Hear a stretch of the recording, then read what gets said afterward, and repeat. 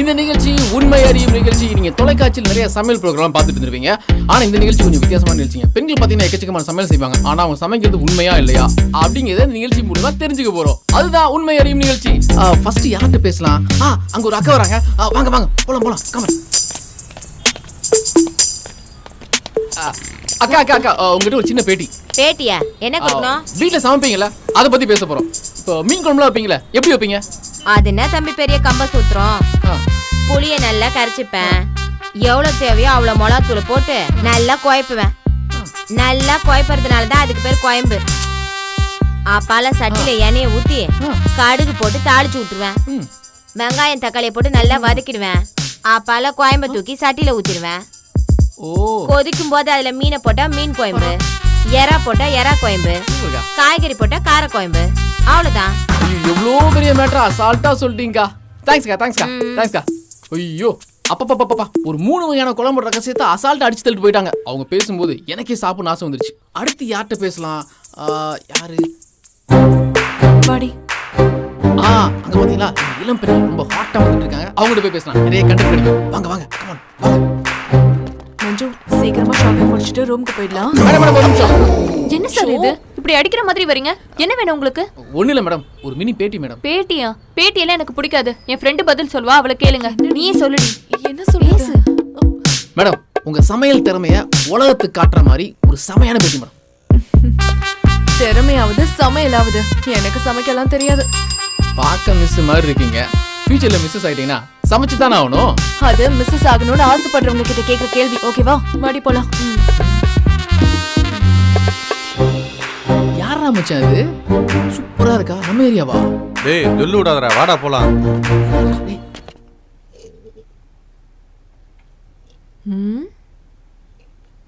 என்னாச்சு இவளுக்கு? நானும் ரொம்ப நேரமா உன்னை பார்த்துட்டே இருக்கேன். ஏதோ யோசனை பண்ணிட்டே இருக்கேன். அதெல்லாம் ஒன்றும் இல்லை. எதை புரட்டி போட இப்படி யோசனை பண்ணிட்டு இருக்க? நான் என்ன புரட்சியா பண்ண போறேன்? புரட்டி போடுறதுக்கா? நம்ம வாழ்க்கையை தான் புரட்டி பார்த்துட்டு இருக்க.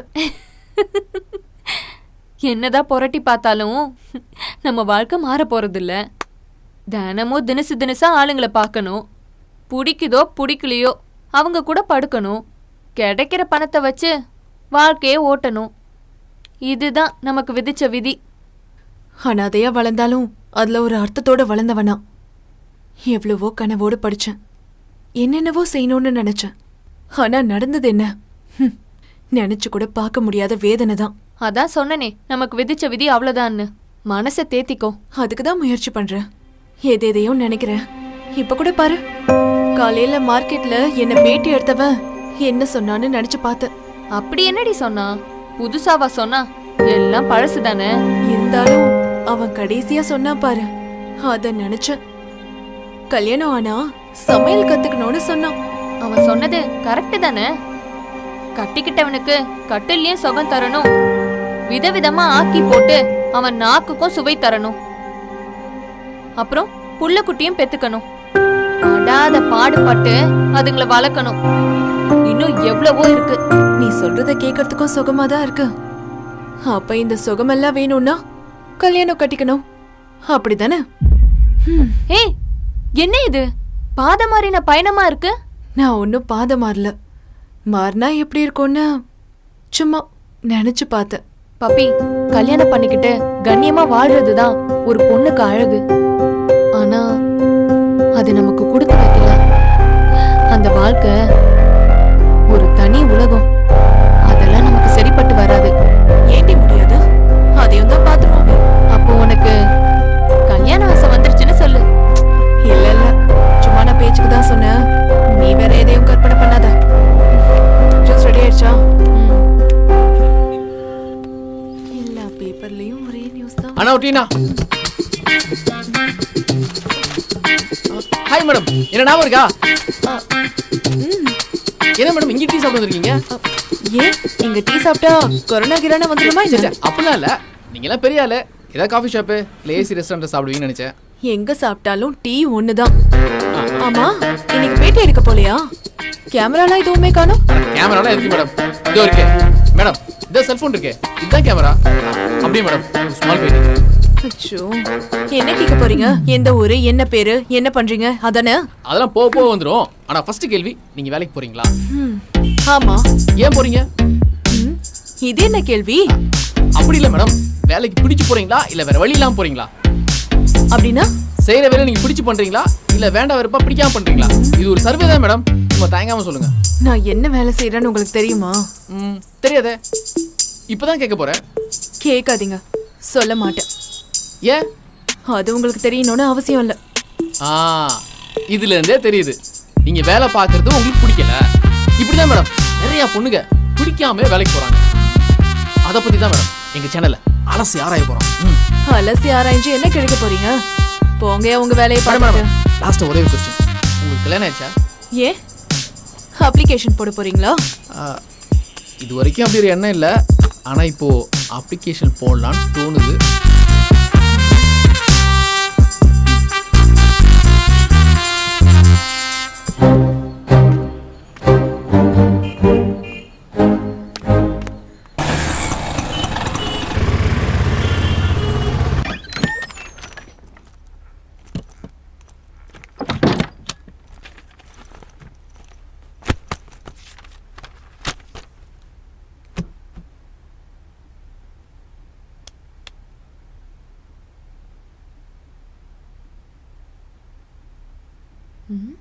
என்னடி பேய் அறிஞ்ச மாதிரி உட்கார்ந்துட்டு இருக்க? அவன் சொன்னது பேய் அரைஞ்ச மாதிரி இருந்துச்சு. எவன் என்ன சொன்னான்? திடீர்னு அப்படி சொல்லுவான்னு நான் எதிர்பார்க்கவே இல்லை. புரியுற மாதிரி சொல்லு பப்பி. எனக்கே புரிஞ்சும் புரியாத மாதிரி தான் இருக்கு. பப்பி, இப்ப நீ சொல்ல போறியா இல்லையா? அவன் எனக்கு அப்ளிகேஷன் போட போறானா. எவன்? அவன்தான் அந்த பேட்டி எடுக்கிற பையன். ஓ, அவனா? என்ன அப்ளிகேஷன் போட போறானா? என்னை கல்யாணம் பண்ணிக்கிறேன்னு அப்ளிகேஷன் போட போறானா. கடைசியா உன் மனசை மாத்துறதுக்கு ஒரு மன்மதன் வந்துட்டான் போல இருக்கு. சீ, அவ்வளோ சீக்கிரம் என் மனசை மாத்த முடியாதுரி. உன் வாய் இப்படி சொல்லுது, ஆனா உன் மனசு அப்படி சொல்லலையே. பார்த்தாலே தெரியுது. சும்மா சொல்லு, நீ கூட அவனை விரும்புறியா? எனக்கு என்ன சொல்றதுன்னு தெரியல. என்ன கூட ஒருத்தன் விரும்புவானா? ஏன், நீ பொண்ணு இல்லையா? உனக்கு அழகு இல்லையா? இல்ல நல்ல குணம் இல்லையா? எதே இல்ல. சொல்ல போனா உன்னை காதலிக்கிறதுக்கு அவன் கொடுத்து வச்சிருக்கணும். இல்லடி, நான் சொல்ல வந்ததே வேற விஷயம். நான் யாருன்னே அவனுக்கு தெரியல. தெரிஞ்சா அவன் எப்படி ரியாக்ட் பண்ணுவான்னு தெரியல. உன்னை பத்தி அவனுக்கு தெரியவே வேண்டாம். தெரியாம மறைச்சிரு. கல்யாணம் பண்ணிட்டு எங்கேயாவது ரொம்ப தூரம் போயிடு. ஏன், எங்கேயாவது வெளிநாட்டுக்காவது போய் உன் வாழ்க்கைய ஆரம்பிச்சிரு. அதுக்கும் வழி இருக்கு. இதெல்லாம் நடக்குமா? நடக்கும் பாப்பி. உன் நல்ல மனசுக்கு கண்டிப்பா நடக்கும். கவலைப்படாத. இப்ப இருக்கிற வாழ்க்கைய முதல்ல மறந்துரு. கிடைக்க போற நல்ல வாழ்க்கைக்காக பிரார்த்தனை பண்ணிக்கோ. நீ சொல்றதான் நானும் யோசனை பண்ணிட்டு இருக்கேன். வாழ்த்துக்கள் டி.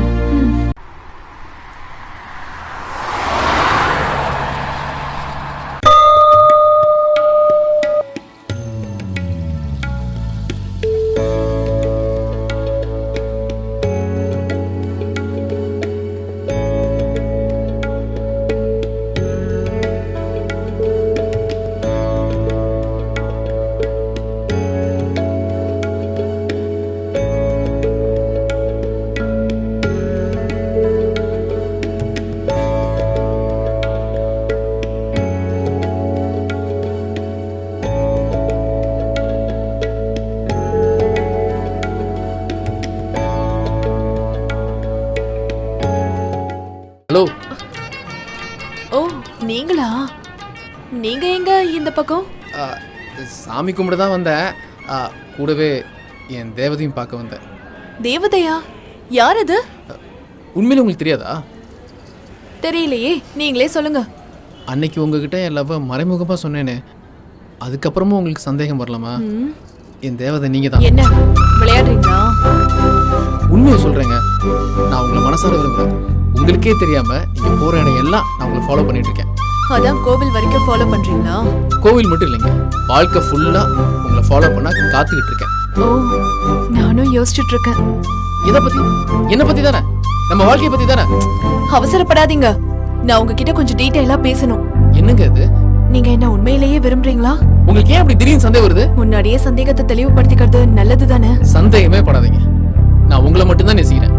எவ்வளவு பிரச்சனை வந்தாலும் என் மனசு மாறாது. என்ன பத்தி எதுவும் தெரியாம நீங்க கண்மூடித்தனமா லவ் பண்றீங்களே, நான் யாரா இருந்தாலும் லவ் பண்ணுவீங்களா? ஆமாங்க. என் சூழ்நிலை எப்படி இருந்தாலும் என்ன கல்யாணம் பண்ணிப்பீங்களா? நீ பாருங்க, நான் உங்களை தான் லவ் பண்றேன், உங்க சூழ்நிலை இல்ல. அப்ப நான் எப்படி இருந்தாலும் உங்களுக்கு பரவாயில்ல? நிச்சயமா, நீங்க எப்படி வந்தாலும் நான் ஏத்துக்கிறேன். என்ன பத்தி நீங்க எதுவும் தெரிஞ்சுக்க வேணாமா? வேணாங்க, நான் உங்களை நம்புறேன். உங்க மனசு மட்டும் எனக்கு போதும், வேற எதுவுமே வேணாம். அஜய், நான் உங்களை மனசார விரும்புறேன். கடவுள் தான் உங்களை அனுப்பியிருக்காரு.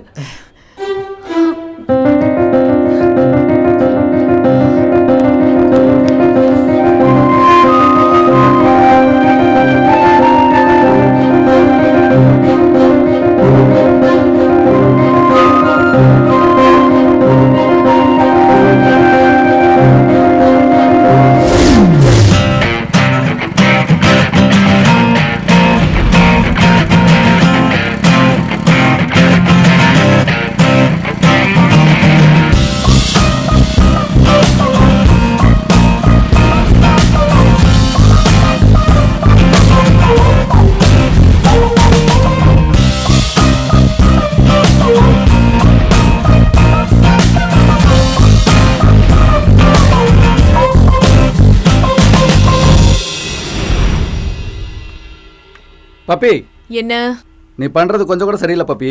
அப்படி என்னையா பண்ணிட்டேன்? அப்புறம் ஒரு மாசமா லைனுக்கு வராம இருந்தா என்ன அர்த்தம்? ஓ, அதுவா விஷயம்? சரி, அதுக்கு என்ன இப்போ? என் பொழப்பு என்ன ஆகுறது? ஏன் நான் ஒருத்தி தான் இந்த தொழில இருக்கனா? எத்தனையோ 1000 பேர் இருக்காங்கல்ல. அவங்க கிட்ட போய் பொழைச்சுக்கோ. அன்னைக்கு கூட அந்த பேபி என்கிட்ட சண்டைக்கு வந்துட்டா. என் கஸ்டமர் எல்லாம் உன் கஸ்டமர் ஆயிட்டாங்க, அப்படி என்னதான் மாயத்தை போட்டு நீ மயக்கி வச்சிருக்கியோன்னு கத்துனா. அவளுக்கு என் பழைய கஸ்டமர் எல்லாம் மாத்தி விட்டுரு. அப்புறம் ஒருத்தி பேரு மல்லி. அந்த மல்லியை எவன் கூடயாவது கோத்து விட்டுடு. இப்படியே என்கிட்ட பொறாமையில பொங்குற கேஸுங்க நிறைய பேர் இருக்காங்க. அவங்க எல்லாரையும் பிடிச்சுக்கிட்டு பொழைக்க வேண்டியது தானே.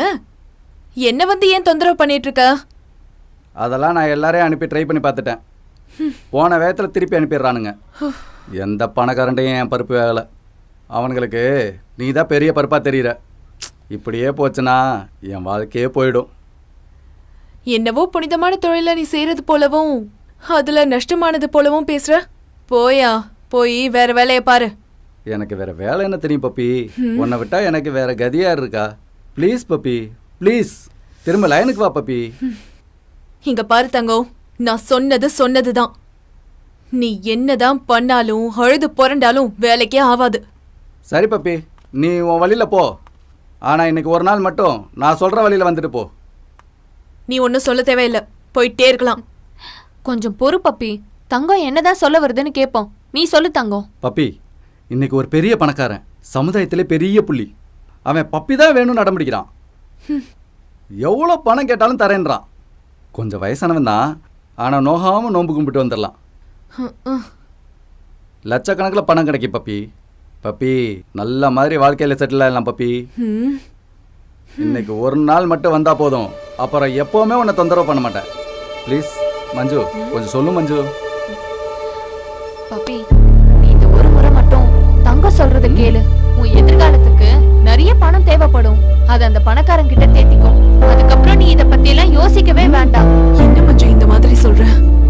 நீ சொல்ற மாதிரி நடந்துக்கிட்டா அது என் காதலுக்கு செய்யற துரோகம் இல்ல? என்னமா நான் அந்த பாவத்தை செய்யணும்? எனக்கு புரியுது பப்பி. உன் மனச கல்லாக்கிக்கிட்டு இதுக்கு இன்னைக்கு மட்டும் நீ ஒத்துக்கோ. நல்ல மாதிரி செட்டில் ஆக நீ வழிய பாரு. இது வரைக்கும் நீ சம்பாரிச்சதுல எதுவுமே ஒரு பைசா கூட உன் கையில இல்ல. எல்லாத்தையுமே டொனேட் பண்ணிட்ட. தான தர்மம், ஆசிரமங்களுக்கு உதவி, ஏழைங்களுக்கு இலவசமா மருத்துவ உதவி, இப்படி எத்தனையோ நல்ல காரியங்கள் நீ செஞ்சிருக்க. இனி உன் வாழ்க்கைய பாரு. குடும்ப வாழ்க்கைக்கு நிறைய பணம் தேவைப்படும். அதை நீ இந்த சந்தர்ப்பத்தை பயன்படுத்தி சம்பாரிச்சுக்கோ. சரி தங்கம், ஆனா 10 மணிக்கு மேலதான் வருவேன். சரி. அதே நைட்லயே திரும்பிடுவேன். ம் அதுக்கு சம்மதம்னா நீ ஏற்பாடு பண்ணு. இந்த ஒரு முறை மட்டும்தான், அதுக்கப்புறம் இல்ல. பப்பினா பப்பி தான். ஏன் மச்சான், நம்ம எவ்வளவு கஷ்டப்பட்டு பரபரப்பா நியூஸ்ல எடுத்து போறோம், ஆனா மக்கள் ரீச் ஆக மாட்டேதரா? ஏற்கனவே லோக்கல் டிவியில் மாரடிச்சுக்கிட்டு இருக்கிறோம், இதில் ரீச் வேற. நான் எவ்வளவு சீரியஸா பேசிட்டு இருக்கேன், எப்ப பார்த்தாலும் வாட்ஸ்அப், ஃபேஸ்புக், ட்விட்டர் தானா? வேற எதுவுமே பார்க்க மாட்டியா? ஒன்று தெரிஞ்சுக்க, வாட்ஸ்அப்புங்கிறது வாட் நெக்ஸ்ட்டுங்கிறத பார்க்கறதுக்காக தான். இப்போ கூட பாரு, ஏதோ ஒரு பெரிய மனுஷன் வந்து போலீஸில் மாட்டிக்கிட்டானா, திடுக்கிடும் தகவல்னு போட்டிருக்கான். மச்சான் இங்கே பாரு, ஓ ஆள் மாதிரியா இருக்கு பாரு.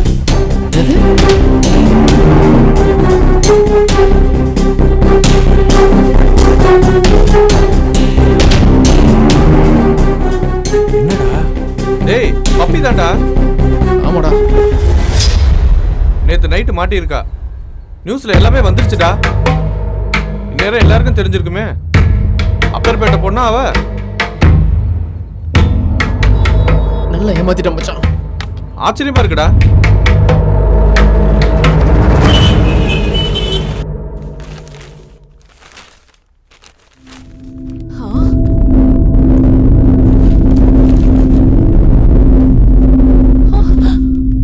ஐயோ மஞ்சு, மஞ்சு, ஹே மஞ்சு, இங்க வா. பப்பி என்னாச்சு? இங்க பாரு.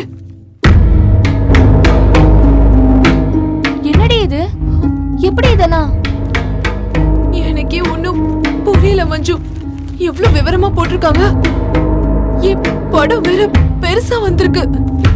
அச்சோ, என்ன பப்பி இவ்ளோ அஜாக்கிரதையாவா இருந்த? எனக்கு எதுவுமே தெரியாத மஞ்சு. பத்திரிக்கைக்காரங்க மறைஞ்சிருந்து எடுத்திருக்காங்க போல இருக்கு. இது என்ன டார்கெட் பண்ணி போட்ட நியூஸ் கிடையாது. அந்த தொழிலதிபரை தான் டார்கெட் பண்ணிருக்காங்க. ஆனா நான் இதுல பெருசா மாட்டிக்கிட்டேன். அச்சோ, இது அஜய் பாத்திருப்பானாடி? அதெல்லாம் ஒண்ணும் பாத்திருக்க மாட்டான், நீ கவலைப்படாத. எதை வச்சுடி இப்படி சொல்ற?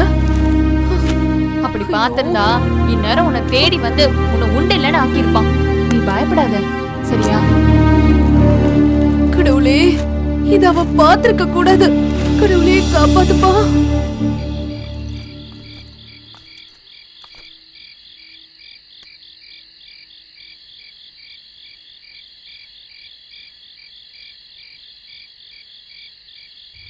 சாமி, அஜய் இங்க வந்தாரா? அவர் வந்து ரொம்ப நாள் ஆகுதுமா, இப்பெல்லாம் இங்க வரதில்ல. சரி. சரிங்க சாமி.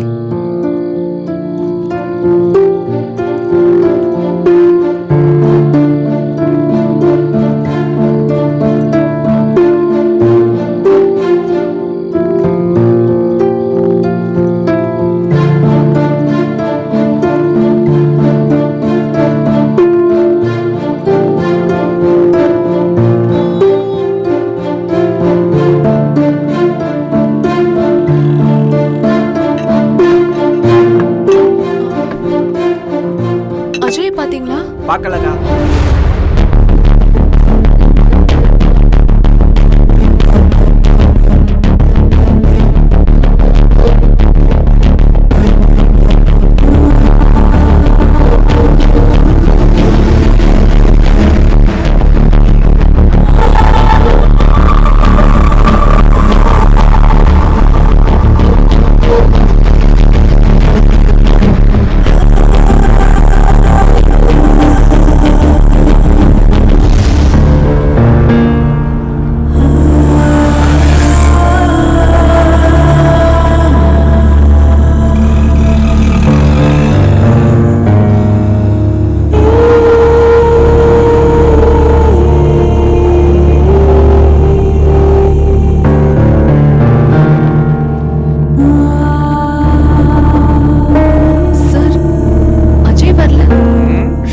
தேடிட்டு இருக்க, பார்க்கவே முடியல.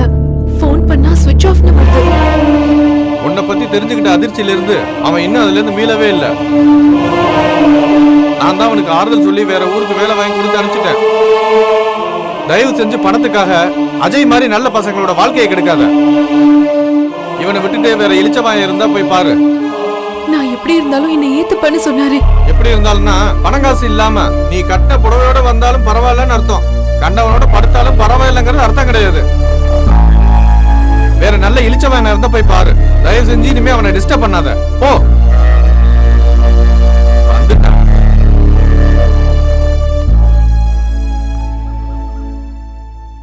பப்பி பப்பி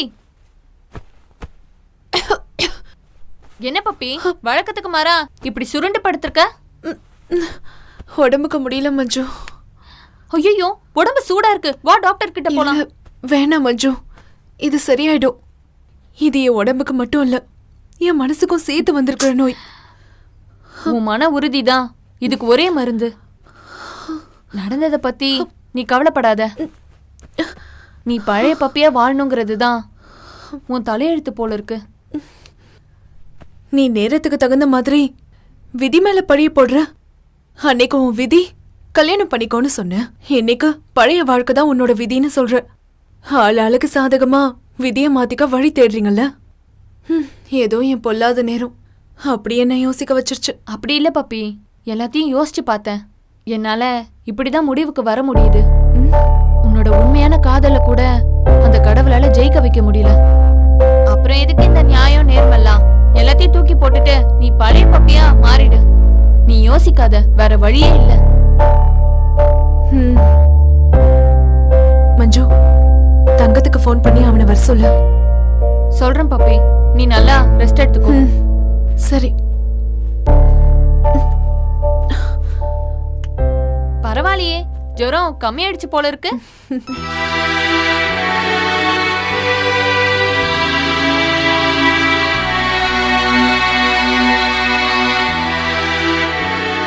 ஹலோ தங்கம், பப்பி உன்னை வர சொன்னா.